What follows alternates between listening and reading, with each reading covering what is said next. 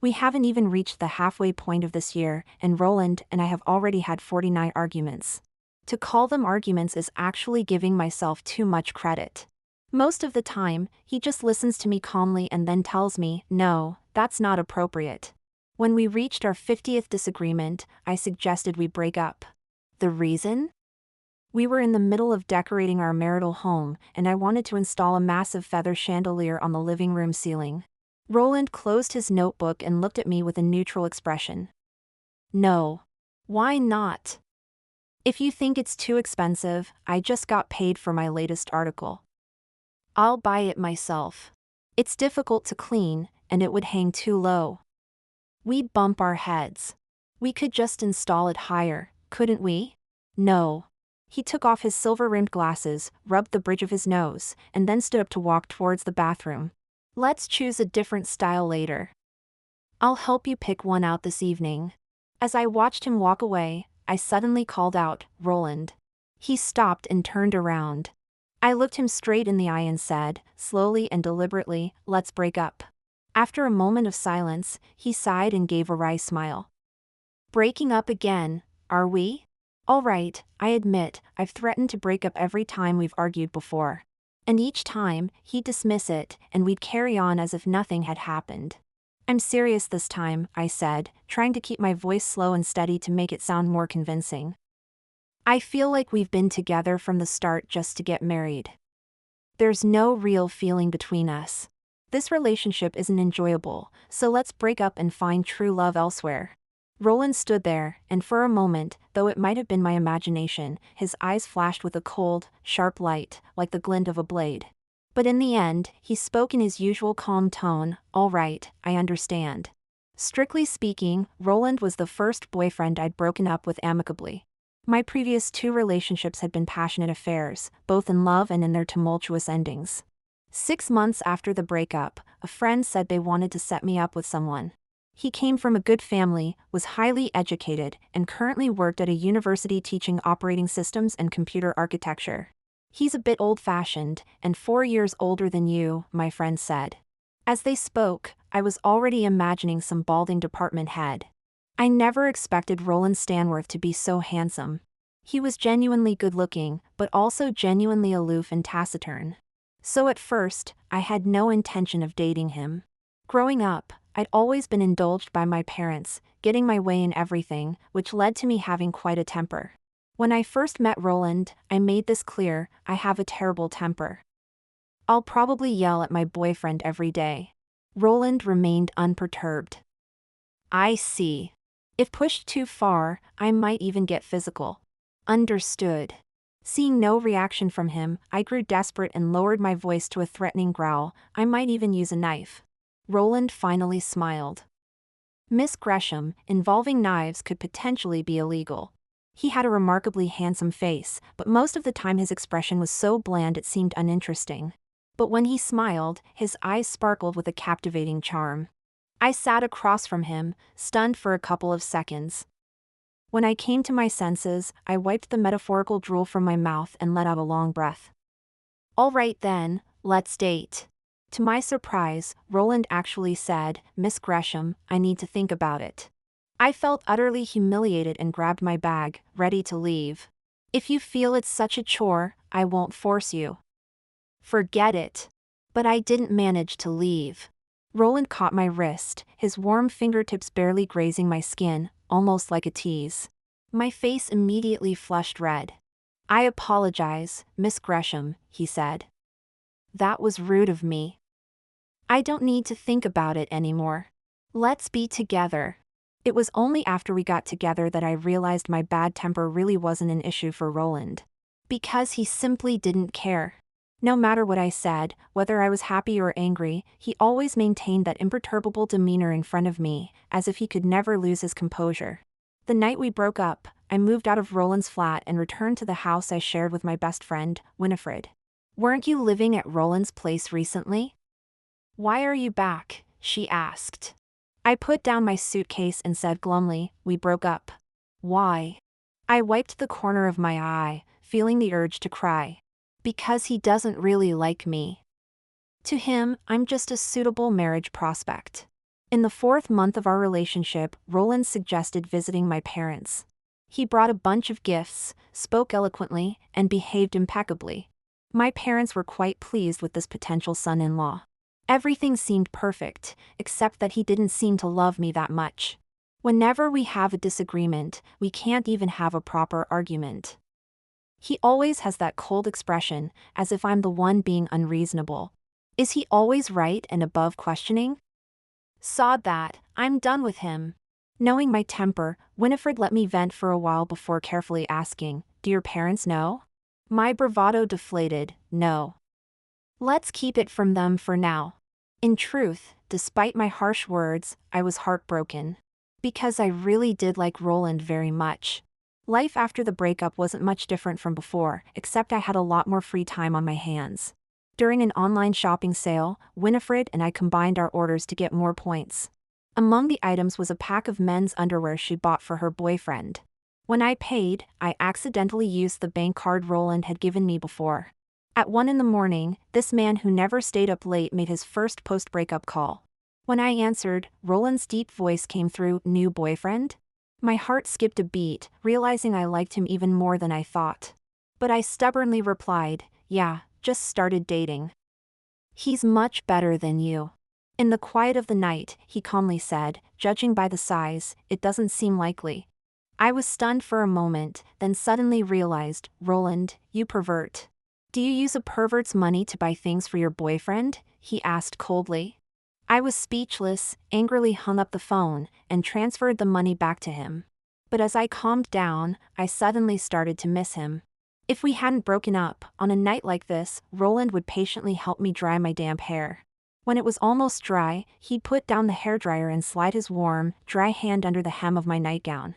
When we kissed, he'd take off his glasses, his long eyelashes brushing against my eyelids like a tease. Not only was he handsome, but he was also exceptionally gifted in other areas, performing remarkably well. Dating him was actually a double pleasure, both physical and material. But calling in the middle of the night after discovering I bought something for another man. Does this mean Roland still has feelings for me? Thinking about this, I suddenly felt invigorated. The next day after waking up, I drove to the university where Roland taught and waited for him under the shade of a tree outside the teaching building. As the bell rang signaling the end of class, Roland walked out carrying his laptop bag. He was already tall and stood very straight, with an air of elegance that made him stand out. In the crowd, he didn't seem to notice me. I stepped forward, about to call out to him. Suddenly, a woman in a floral dress appeared from the side, waving at him with a gentle smile. "Professor Stanworth, shall we have lunch together? What's going on here? Is Roland so certain I have a new boyfriend because he quickly hooked up with someone else after our breakup?" I took a couple of steps forward, just in time to hear Roland's cool voice. "I'm sorry, Miss Thornton, but I can't get away. My marital home is being renovated." The woman laughed, seeming quite at ease. "Renovations aren't that urgent, especially since you're single now." I couldn't bear to hear any more. I strode up to the two of them, glaring at Roland with hostility. His gaze paused, then he looked down at me without a word. "Roland, do you know who I am?" "I do," he nodded, then added pointedly, "my ex-girlfriend." I was so angry I could feel steam coming out of my ears. Beside us, Miss Thornton covered her mouth and laughed softly, then gracefully extended her hand to me. "Hello, I'm Cicely Thornton, Roland's colleague." I stared at her delicate white hand for 2 seconds before reluctantly reaching out to shake it.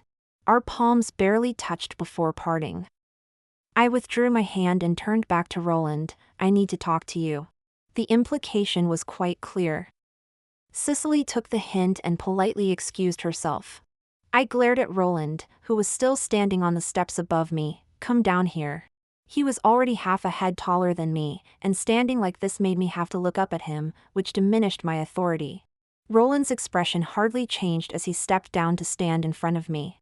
I began my interrogation. "Who is Cicely Thornton?" "A colleague." "Just a colleague?" Roland, who had been impassive until now, suddenly smirked, a glint of mockery in his eyes. "Miss Gresham, on what grounds are you asking me these questions?" Then he ignored me and tried to walk past. My resolve weakened, and I instinctively grabbed his sleeve, saying softly, "I haven't found someone new." He abruptly stopped, then turned his head after a moment. Veronica, you. As we were talking, a few students came out of the back entrance, greeting Roland and curiously glancing our way. He pressed his lips together, his jawline tightening, then suddenly grabbed my wrist. Let's go. We can talk in the car. Roland tapped his index finger lightly on the steering wheel. Go on then, why did you come to find me? What's this really about? My heart felt both sour and sweet, and I made up an excuse. I left in a bit of a rush that night when I moved out. I left something at your place and need to go get it. Roland was silent for a moment. Is that all? He said coldly. Whatever it is, I'll pack it up and post it to you. My home isn't open to strangers. The word strangers pierced my ears. My head buzzed and I was overwhelmed by intense embarrassment. Without thinking, I pushed open the car door, intending to get out. Suddenly, a warm force gripped my wrist and pulled me back. I fell back into the passenger seat. Fasten your seatbelt. I'll take you back to get your things. I bit my lip, staring at the scenery flying past outside the window. For some reason, I suddenly thought of the first time I went to Roland's house. It was 2 weeks into our relationship when I finished my manuscript. I grabbed 2 bottles of cider and headed to the university to find Roland. I arrived just as he was leaving his lecture. Dinner together? I asked. He agreed, and we tried 3 different restaurants, all of which were packed with hour-long waits. Even the usually composed Roland seemed a bit exasperated by the situation. He thought for a moment, then looked up at me and said, "You know, I'm actually quite a good cook. How about we go to my place?" That evening, I had my first taste of Roland's exquisite culinary skills. While Roland was cleaning up in the kitchen, I sat on the sofa, my mind wandering. I suddenly remembered a conversation I'd had with Winifred. She had said, "You know, sometimes the really handsome ones aren't that great in bed." I looked at Roland's silhouette in the kitchen: broad shoulders, narrow waist, long legs. As he bent down to wipe a dish, his profile was breathtakingly beautiful. What a gorgeous man. I suddenly felt a wave of concern. While showering, I carefully calculated my move, then pretended to slip and fall against the edge of the bathtub, making a loud noise. Quickly, the bathroom door opened. Through the steamy haze, I saw Roland's blurry face come into focus as he approached. "Are you all right?" he asked. "I'm fine, just slipped a bit." Then, as if it were the most natural thing in the world, his lips met mine.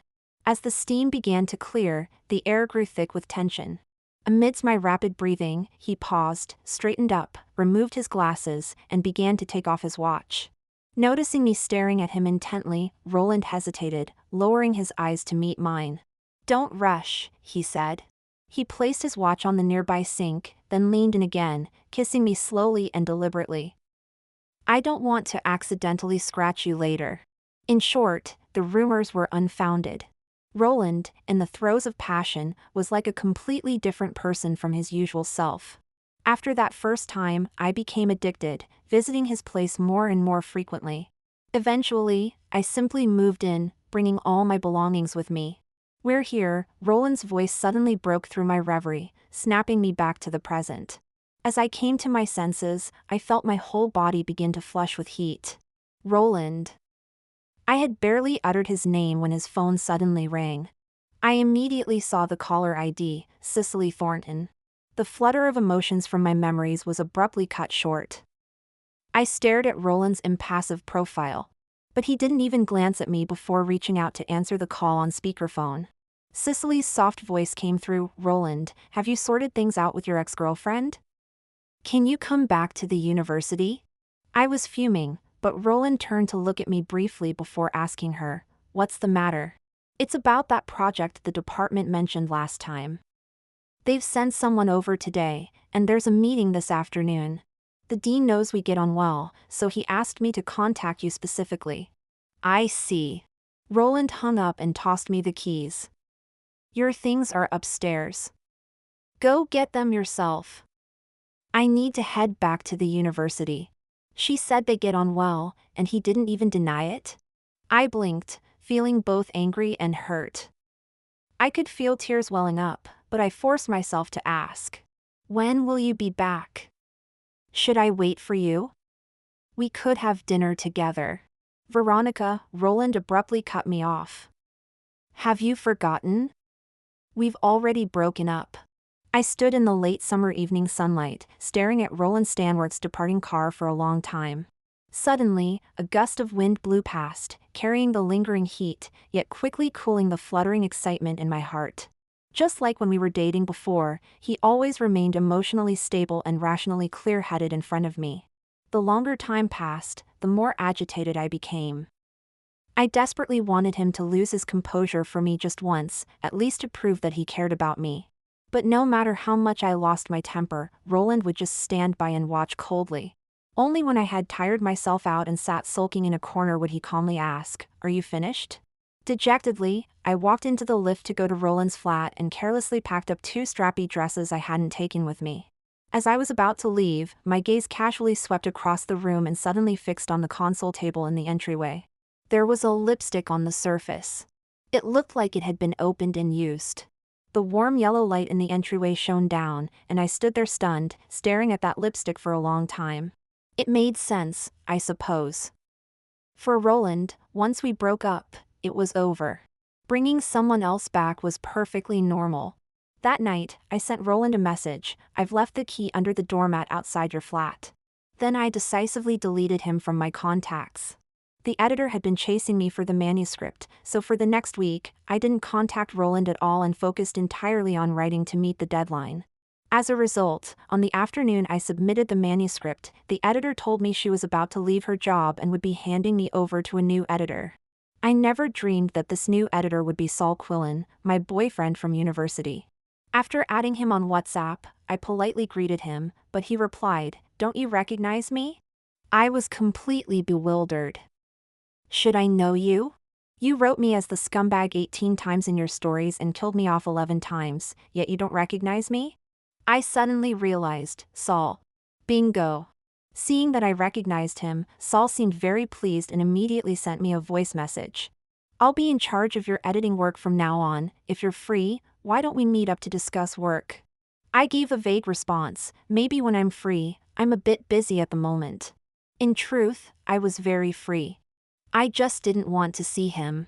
Saul was the type of good-looking, sunny guy from a wealthy background who was also on the university basketball team and very popular with girls. Even during the 2 years we were dating, girls would occasionally pluck up the courage to confess to him. He rejected them, but not completely.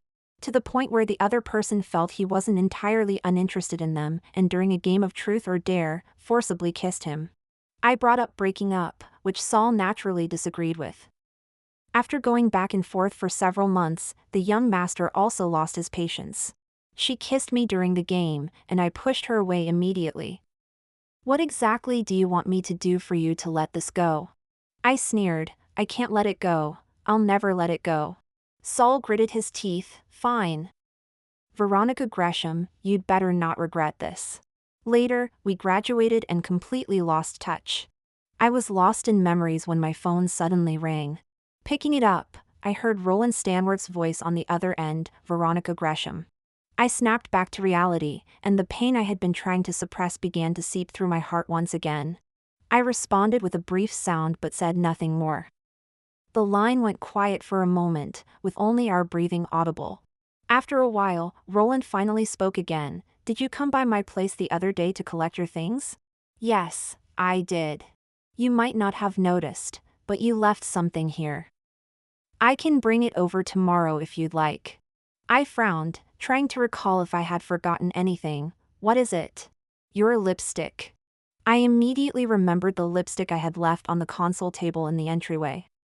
My temper flared as I scoffed. "No need. I think you must be mistaking me for someone else in your old age. That's not my lipstick. Please return it to its rightful owner, thank you." With that, I promptly hung up the phone. I considered blocking his number altogether but couldn't quite bring myself to do it. Cursing my lack of resolve, I tossed my phone aside and went to take a shower.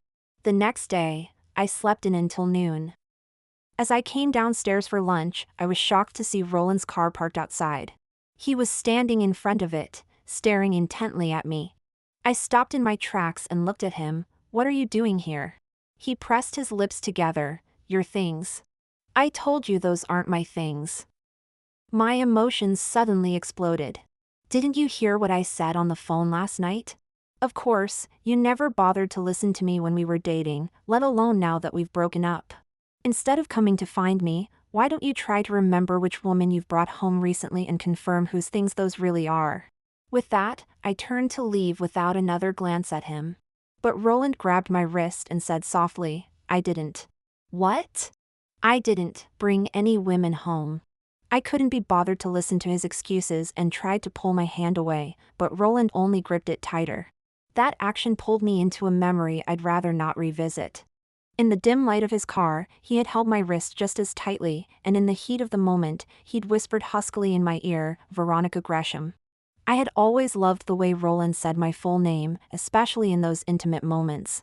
It was in those moments that I foolishly believed he truly cared for me. Snapping back to reality, I felt a knot in my stomach and heart. I yanked my hand away forcefully and shouted, Don't touch me, it's disgusting. Roland's face grew pale. I glared at him and spat out each word. Going to your university to find you that day was my mistake. You humiliating me in front of others was what I deserved. But now I've come to my senses and decided to be a proper ex-girlfriend. I managed to yell out this tirade in one breath, but by the last sentence, my voice had begun to crack with the threat of tears. Because the truth was, I really did care for him. Not wanting to appear too pathetic, I spun around and walked away quickly before the tears could fall. Roland didn't follow me. I went into KFC, crying as I ate an entire family bucket by myself. To distract myself, I started writing a new book when I got home, updating 2 books simultaneously until I was dizzy with exhaustion. During this time, Roland didn't contact me again, but Saul Quillen began persistently messaging me on WhatsApp. That afternoon, he asked once more if I wanted to meet to discuss work. I was about to expose his true intentions when Saul suddenly said, A production company is interested in the book you're currently writing. I'd like to meet in person to discuss the rights and future plot developments. I agreed to meet Saul for dinner at a nearby restaurant on Friday evening to discuss the film and television rights for my novel. On the day of our meeting, I took extra care with my appearance, wanting to show him that I had been doing well since our breakup. When we met, Saul was surprisingly candid. I haven't been doing well these past few years. I was taken aback, then had a sudden realization. Has your family gone bankrupt? Is that why you, a rich young man, are now working as a novel editor? Not bankrupt, but I was kicked out of the family home for refusing to get married, he sighed resignedly. I couldn't help but ask, why did you refuse to marry? Of course, because there's someone I like. Saul's eyes met mine, and suddenly a light seemed to spark in them. Veronica, I haven't dated anyone since we broke up.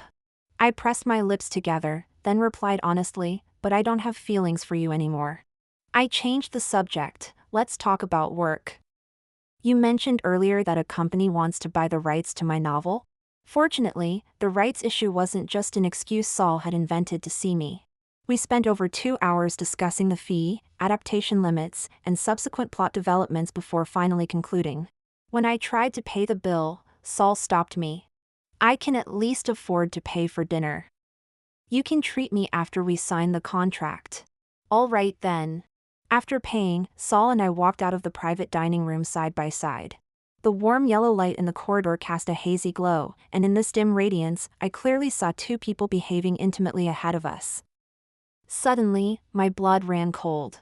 Just 2 steps away, Roland appeared to be drunk, leaning against the wall with his head slightly bowed. Beside him, Cicely was holding his glasses, her lips almost touching his face as she spoke in a soft, low voice. You're in no state to drive. My place is just nearby. Why don't you stay at mine tonight, Professor Stanworth? I opened my mouth, wanting to say something, but found I couldn't make a sound. A sharp, unrelenting pain welled up from the depths of my heart. Before I could speak, Saul beside me exclaimed, Veronica, why are you crying? His voice held a note of panic. Though he didn't speak loudly, the pair ahead turned to look at us due to our proximity. As our eyes met, the drunken haze in Roland's eyes seemed to clear slightly. He took his glasses back from Cicely and put them on, then took a step towards me, calling out softly, "Veronica Gresham." Saul immediately stepped forward, raising his arm to block Roland's path. "Can I help you?" he asked. Roland stared at him, his gaze gradually turning icy. When he spoke, his voice was cold. "Who are you?" "I'm Veronica's ex-boyfriend." "What's it to you?" Roland's lips twisted into a sneer. "What a coincidence, I'm her ex-boyfriend too." Saul glanced back at me. I had already wiped away my tears and said expressionlessly, "Let's go." As we passed Roland, I caught a whiff of alcohol from him. I instinctively glanced at Cicely beside him. She met my gaze confidently, even flashing me a self-assured smile. "What are you smiling about?" I suddenly spoke up. "Are you that pleased about picking up a man I didn't want?" Cicely's expression faltered slightly. I ignored them both and followed Saul out. However, just as we reached the entrance of the estate, we saw Roland standing under a streetlight. He stood there, tall and straight. Even drunk, it didn't diminish his refined demeanor. If anything, it seemed to have brought this lofty flower down to earth. I'm not sure if it was my imagination, but Roland's eyes looked somewhat sad. "Veronica Gresham." I took out my phone and asked him expressionlessly, "Were you driving drunk?" "I took a taxi here." "Then take a taxi back. If you're worried about safety, why don't you call Miss Thornton to pick you up? You two seem quite compatible." He ignored my comment, pressing his lips together before suddenly saying, "We were in a private room earlier, discussing a patent project for a business collaboration with an external company. Miss Thornton was involved, which is why we were together." I couldn't help but reply sarcastically, "Why so formal with Miss Thornton? You two have progressed to the point of staying at each other's homes. Shouldn't you be calling her darling by now?" Roland suddenly took 2 steps forward, wrapping an arm around my waist and pulling me into his embrace. The familiar, crisp scent enveloped me, mixed with a faint trace of alcohol, surrounding me completely. I should have pushed him away immediately, but as my hands fell on his shoulders, I suddenly felt reluctant to let go. "Veronica Gresham." His lips were close to my ear, his slightly husky voice reaching me from an extremely close distance, along with his warm breath stirring my hair. "Do you really not want me anymore?" Saul had done the same thing years ago. At that time, I was determined to break up with him. Even when his eyes were red and he was practically on his knees begging me, causing a scene that the whole university knew about, I didn't soften one bit. But now, just being held in Roland's arms made my heart race uncontrollably. I closed my eyes, forcing myself to think about that lipstick and Cicely's intimate actions with him earlier. Then I broke free from his embrace.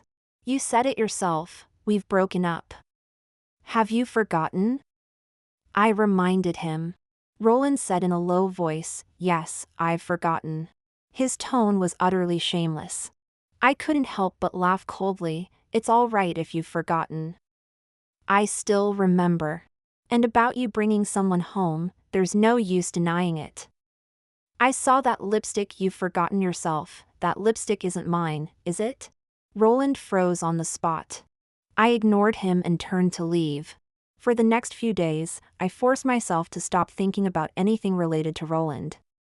As discussed with Saul that night, I started writing. After waking up from an afternoon nap all sweaty, I took a shower. Just as I was about to use the hairdryer, the doorbell suddenly rang. Thinking it was Winifred, I went to open the door wearing just a spaghetti-strap nightgown. But it was Roland. He was wearing a simple white shirt and suit trousers, his tie knotted impeccably. He looked like he had just come from an important meeting. Now he didn't seem drunk like that night, his expression had returned to its usual calm and collected state. I was momentarily stunned but quickly regained my composure. "What are you doing here?" His gaze fell on the thin straps of my nightgown and my still dripping hair. His expression turned stern. "Who did you think it was?" I raised an eyebrow, deliberately provoking him. "Saul, of course. My ex-boyfriend." "You met him the other day, didn't you?" Roland clenched his jaw without saying a word. Instead, he stepped inside and closed the door behind him. "Professor Stanworth, trespassing might damage your reputation." "It's not quite appropriate, is it?" I leaned against the back of the sofa, looking at him coldly. Roland ignored my sarcasm. About the lipstick you mentioned that day, I've cleared it up. 2 days before you came to see me, my mum visited me about our marriage. That lipstick was hers, she left it behind and came to retrieve it a few days later. I laughed coldly. Keep making things up. Shall I ask my mum to call you? As he said this, he actually took out his phone and prepared to dial, frightening me into rushing over to snatch the phone from his hand. However, I wasn't careful and lunged too forcefully, crashing into Roland's arms. The loose straps of my nightgown slid down from my shoulders, hanging at my elbows. I collected myself, stepped back, and tried to continue the previous topic with forced composure. Even if it really was your mum's lipstick, why did you later come looking for me, saying I had left my lipstick at your place? Roland took out a lipstick from his trouser pocket and held it out to me. This isn't mine. I know. I bought it, he said. I just wanted an excuse to see you. These words fell into my ears, stunning me for a second. Because even when we were dating, Roland had never said such romantic things to me. A moment later, I came to my senses. All the anger and sadness that had been churning in my heart seemed to dissipate in an instant. I see. Roland stared at me intently, his tone even carrying a hint of caution. So, can we not break up? Haha, Roland Stanworth, you're finally having your day. I laughed wildly inside, but outwardly maintained an air of nonchalance. I'll think about it. As I said this, I turned around. I had only taken 2 steps when Roland caught me by the waist and pulled me back. He hugged me from behind, his chin resting in the crook of my neck, and said softly, "Let me dry your hair first." My mind once again flashed with those intimate, tumultuous scenes, and my whole body felt as if it had been set aflame. Roland led me to the bathroom, standing in front of the mirror. His long fingers ran through my hair, and in the warm breeze of the hairdryer, those soft fingertips traced from my ears downwards. The roaring sound of the dryer suddenly stopped. A scorching kiss landed on my lips. Roland gripped my wrist, guiding my hand to his shirt front, then said softly, "Help me undo my tie." I never dreamed that the tie was meant for me. Tell me, did you come here today with premeditated intentions? In the end, Roland kissed my trembling eyelashes, his voice husky. "Veronica Gresham, you took the bait." Roland and I got back together. Winifred found out about this and expressed her disbelief. "Veronica Gresham, may I ask what on earth you're thinking?" I forked the last piece of mango from my plate into my mouth. I can't help it, I still really like him. As long as he clears up the misunderstanding and says even one sweet thing to me, I just can't refuse. What if the same situation happens again? I stared blankly at the painting on the wall, finally resigning myself. Then I'll just go along with what he says. Winifred sighed helplessly. Since you've made up your mind, I won't try to talk you out of it. But did you ask him about the relationship between Cicely and Roland? I haven't asked yet. I'm planning to go to their university again in a couple of days. After rushing to meet deadlines for 3 days straight, I finally found a free morning to drive to his university. Roland had a class that morning. I deliberately changed into a lively yet modest white t-shirt and shorts, then snuck into the lecture hall and sat towards the back to listen to Roland's lecture. Even from this distance, I could see Roland's beautiful jawline when he turned around. He's so handsome. And his voice is so pleasant. Although I couldn't understand a word of what he was teaching. As the class neared its end, Roland opened a certain page of his PowerPoint and said calmly, "We won't do roll call today. Instead, I'll randomly select 2 people to answer questions." The people around me immediately sat up straight. Then I saw Roland's gaze slowly scan the students in the lecture hall until it fixed on my face. He raised an eyebrow, and I suddenly had a bad feeling. Sure enough, the next second, Roland's voice rang out, "The girl with pigtails in the 3rd row from the back on the far left, you answer please." I slowly stood up, glaring at him fiercely before saying, "I'm sorry, Professor Stanworth, I don't know the answer." "What's your name?" "Veronica Gresham." Roland pretended to look down at the register. "You may sit down." Then he called on someone else to answer. The boy sitting next to me leaned over and asked, "Veronica, which class are you in?" "I've never seen you before." I replied with a straight face, "Oh, I'm not from this university. I have a crush on Professor Stanworth, so I came specially to sit in on his class." The bell rang amidst the shocked looks from the male university students. I followed Roland all the way out of the teaching building, walking towards the faculty office. Finally, when there were fewer people around, I caught up and walked beside him. "You did that on purpose." Roland glanced at me, the corner of his mouth curling up slightly as if he was in a good mood. "Did what on purpose?" Calling on me to answer the question. He didn't say anything, but instead reached out and held my hand. When we got to Roland's office, I saw that there was another desk inside Cicely's workstation. When she saw me, her expression immediately turned sour. "Roland, why did you bring your ex-girlfriend to the office?" "Not ex-girlfriend, current partner," Roland corrected her calmly, then pulled out his chair. "Sit here for a bit, I'm going to the lab for a moment. When I come back, we'll head home." After he left, I immediately stood up and walked over to Cicely, looking down at her.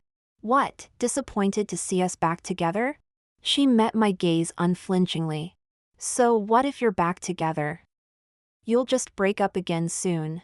Roland will quickly realize he needs a mature and steady partner, not a little girl who throws tantrums all the time. Mature and steady? You're not talking about yourself, are you? I laughed exaggeratedly. "Miss Thornton, I suggest you look in a mirror. Your attitude is quite unsightly." Cicely looked at me calmly. "Is that so?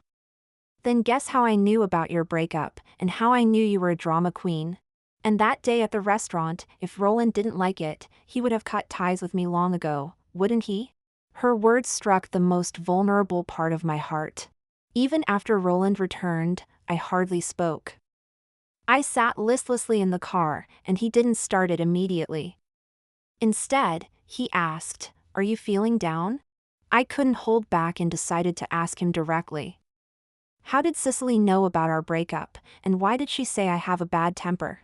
Roland's face suddenly turned cold. "Did she tell you that?" "Yes." His expression tightened. "It was after we broke up. My mom called one day and mentioned it, saying you were a young girl with a quick temper and that I should be more patient with you." Cicely overheard it. I was stunned for a moment, then came to my senses. "Oh, I see." What I really wanted to ask was why he didn't cut ties with her after that day in the restaurant when she tried to take him home while he was drunk. But I couldn't bring myself to ask. The world of adults is complex, especially when they're colleagues in the same department and now collaborating on a project. If I brought it up, we'd likely end up arguing like before, with no change in the outcome. So I decided to let it go. I resolved to be a mature and composed girlfriend. As long as Cicely was sensible enough not to provoke me again, I would pretend she didn't exist. I went home with Roland for dinner and ended up taking an afternoon nap. Perhaps due to exhaustion, it was already evening when I woke up.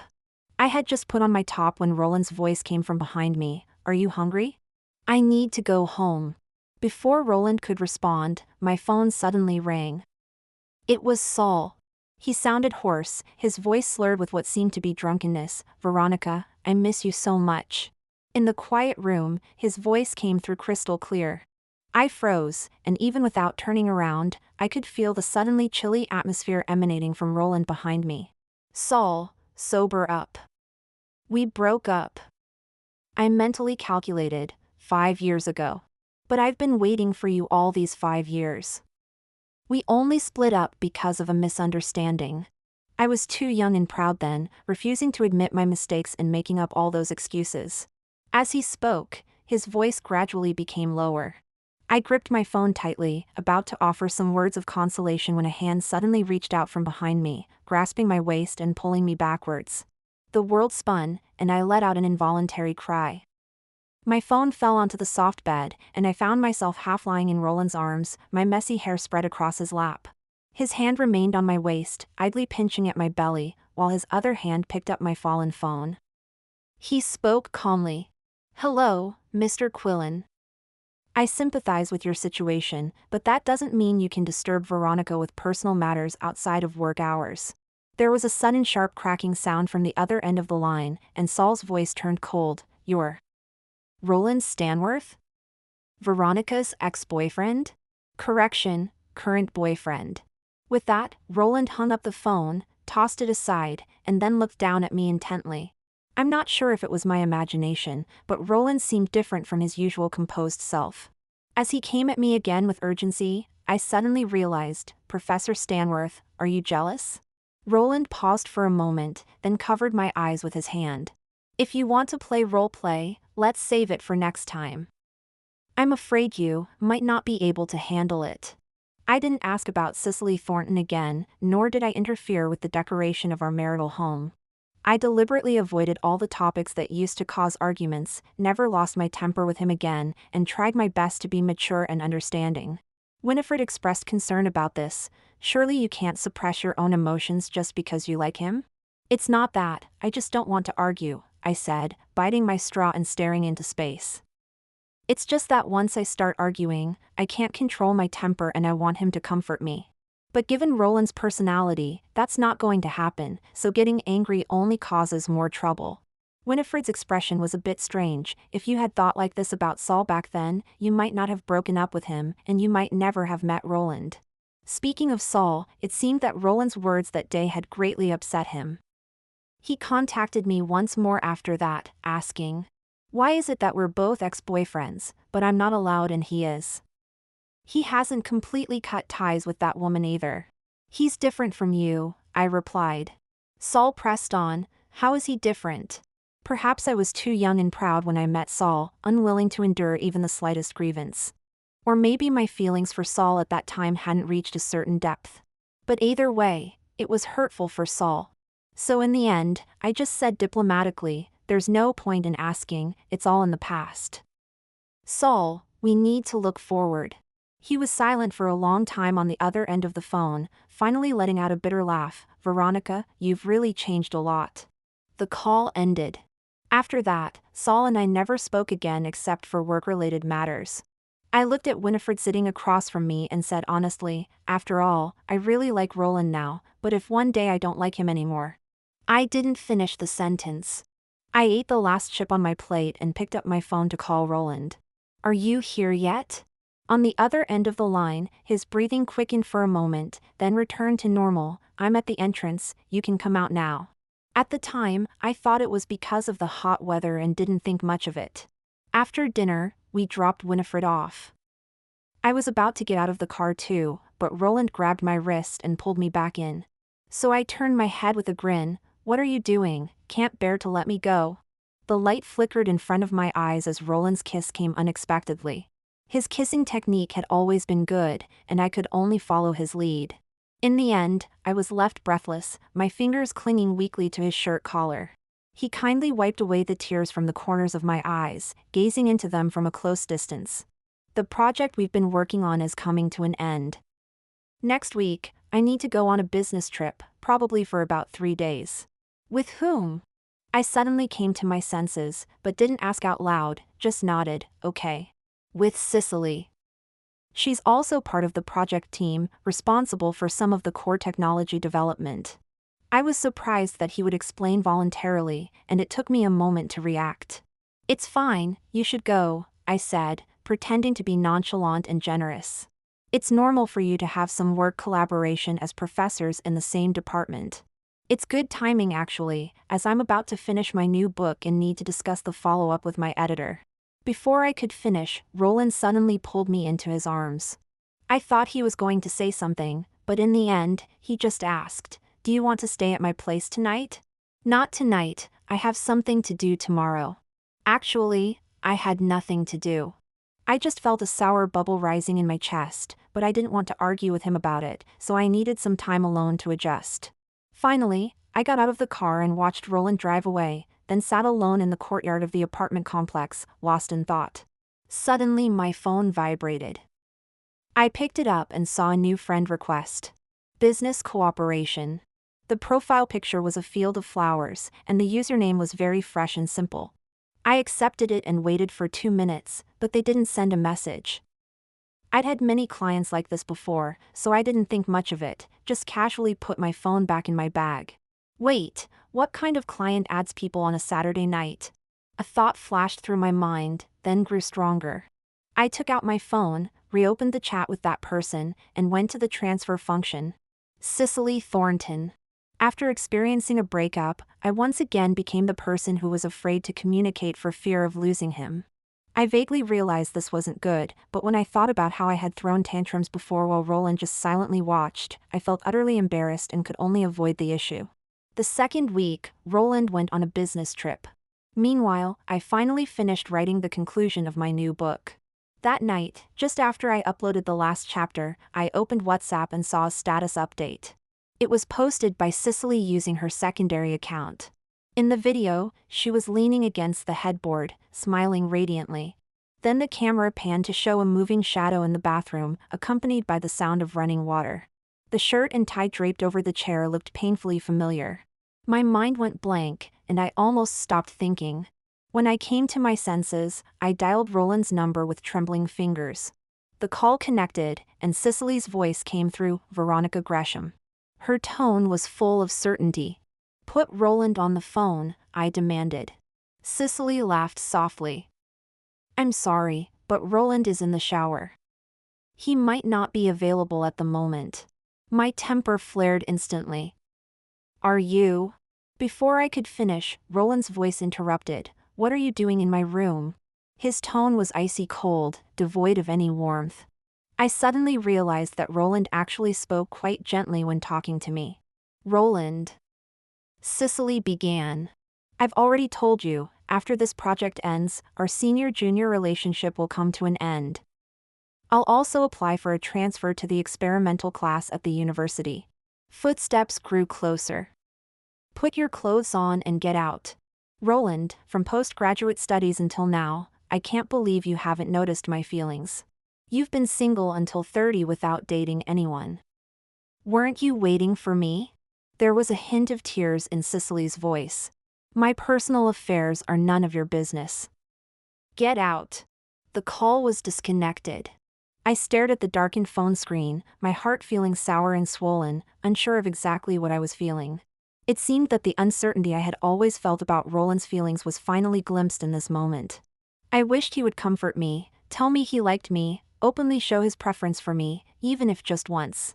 But as Cicely said, I had indeed behaved quite arrogantly and had a terrible temper from our first meeting. Why on earth did Roland agree to be with me? While I was still in a daze, Roland called again. "I'm on my way to the airport, Veronica. Wait for me at home," he said, his voice filled with undisguised urgency. "The project cooperation here has ended. I have something to tell you." "Roland." "I'm sorry," he said suddenly. It was already midnight when Roland arrived at my flat. Winifred had gone back to her parents' house for a few days, so I was alone in the apartment. As soon as I opened the door, Roland embraced me. His travel-worn figure, enveloped in the humid air of the summer night, surrounded me completely. "You don't need to apologize to me. I heard everything on the phone earlier. It was Cicely who went to your room." Roland gently interrupted me before I could finish. "You might be leaving me soon, aren't you?" "Why would you think that?" "I overheard what you said to Winifred that day when I came to pick you up." I was suddenly stunned, memories of that afternoon flooding back into my mind. After all, I really like Roland now, but if one day I don't like him anymore? Roland tightened his arms around me. "I haven't been good enough. I'll change, but please don't avoid me, don't leave me." There was a hint of hoarseness in his voice. Perhaps it was due to the dim light, or the depth of the night, but for the first time, I saw Roland unreservedly express his emotions in front of me. So I gathered my courage and asked him, "Roland, do you love me?" "I do," he answered without hesitation. "But we've been together for so long, and when we have conflicts, you just veto me.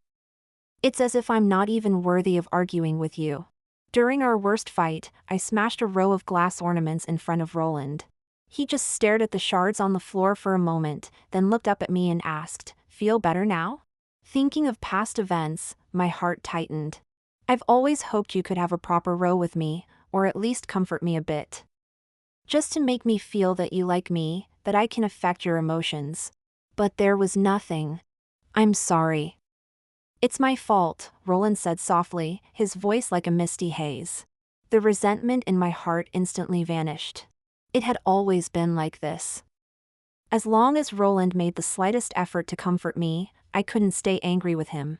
I wrapped my arms around his waist and asked quietly, "But why do you like me?"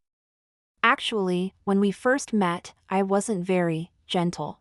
Roland was silent for a moment before saying, "To be honest, I fell for you long ago." That first meeting, I had specifically asked a friend to introduce us. I was stunned. You probably don't remember, but 2 winters ago, at the ski resort, you got into a fight with a drunk man who was deliberately pressing himself on a little girl. I was the one who called the police. His words pulled me into that memory, and I suddenly realized, you were the man who broke up the fight. Due to the physical difference, I was at a disadvantage in that fight. If it hadn't been for a man who came to intervene in time, I might have been slightly injured. Roland chuckled softly. Yes, that was me. I remember that man saying a hot-tempered girl like you would never get married. And you retorted asking if he was naturally infertile since he loved lecturing strangers so much. Goodness, I can't believe Roland heard that too. My face burned with embarrassment, but I still tried to bluff. Actually, I'm usually quite gentle. Roland laughed softly. I know. After that, I dreamed about you many times. Later, I happened to see a group photo in a friend's album and found out you were high school classmates. So I asked him to introduce us. So you've had a crush on me for so long? I exclaimed, but then thinking back to our first meeting, something didn't add up. But that day when I asked if you wanted to date me, you said you needed to think about it. That's because I wanted more than just dating you. I wanted a longer future with you, Roland said seriously. I always consider things carefully before making any decision, to ensure there are no mistakes. But that day, when you stood up to leave, I panicked immediately. In that moment when I grabbed your wrist, I had already decided that I must marry you. As summer was drawing to a close, the film and television rights contract was finally signed successfully. Saul Quillen contacted me specifically. I'm resigning. The new editor will be in touch with you tomorrow. You're not going to be an editor anymore? No, I only came here to see you. I wanted to leave earlier, but I thought I'd at least help you settle the rights issue before resigning. He laughed with feigned nonchalance, turned around, and waved at me. I'm off to inherit my family's millions. I thought that, barring any unforeseen circumstances, this would probably be the last time I'd see Saul. I quickly moved back to Roland's house.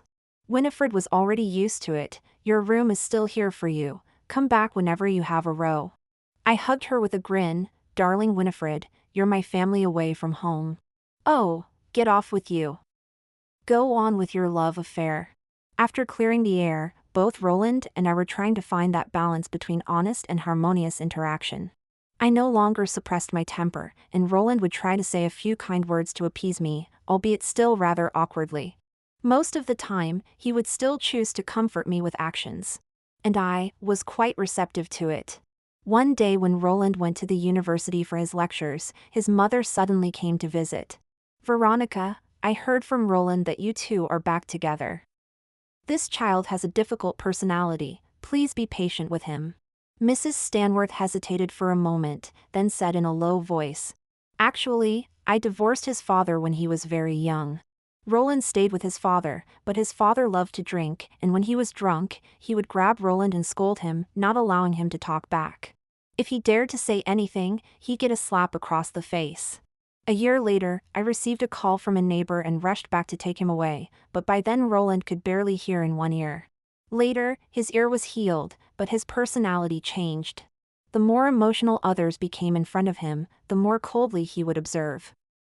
The doctor said it was a kind of self-protection mechanism. But that day when he came home and told me that being in a relationship with you had changed him, you have no idea how happy I was. At this point, Mrs. Stanworth's eyes were brimming with tears. I sat stunned on the sofa, suddenly feeling a wave of endless pain surge through my heart. After Mrs. Stanworth left, I went out as well, bought a bunch of groceries from the supermarket, and came back to cook dinner for Roland. He tasted a bite and put down his fork without expression. It's not bad, but don't trouble yourself. I'll cook next time. I felt his reaction wasn't quite right, so I took a bite myself. It tastes quite good, just not very good. Roland couldn't help but laugh. What made you suddenly want to cook for me? Your mom came by earlier and told me about some things that happened when you were little. I reached out and silently held his hand. I'm sorry, Roland. I didn't know before. What's there to apologize for? Roland chuckled. You know, that day at the ski resort, when such a drunk brute was causing trouble, you dared to step up and stop him. I found myself envying that little girl you were protecting. So Roland falling for me at first sight was probably because that scene reminded him of himself as a child. I fought back the bitterness in my heart and declared earnestly, if I had met you when you were little, I definitely would have stood in front of you and fought your dad. It's all right. Roland leaned in and kissed me on the lips, saying softly, meeting now is still in time. A few days later, he drove me to the marital home I hadn't visited in a long time. As I opened the door, I immediately saw the deep green painted sofa wall and TV wall. The floor-to-ceiling glass windows, the feather light on the living room ceiling, the arched doorway I wanted. The sea blue bathroom tiles, and that large harbor oil painting hanging in the living room. Every detail was decorated according to my previous wishes. As I looked around, I suddenly turned back and bumped right into Roland's arms. He said softly, I'll take you to see the sea. The golden red light of the setting sun shone through the floor-to-ceiling windows, falling perfectly on the oil painting of the twilight harbor, reflecting a dazzling glow. I paused in my steps and picked up the diamond ring from the corner of the frame. Roland's voice sounded in my ear, with a hint of caution, will you marry me? In the few seconds of my silence, his hand on my shoulder involuntarily tightened slightly, obviously extremely anxious and nervous. He truly loved me. I finally curled my lips into a smile and held out my hand with the ring to him. Yes.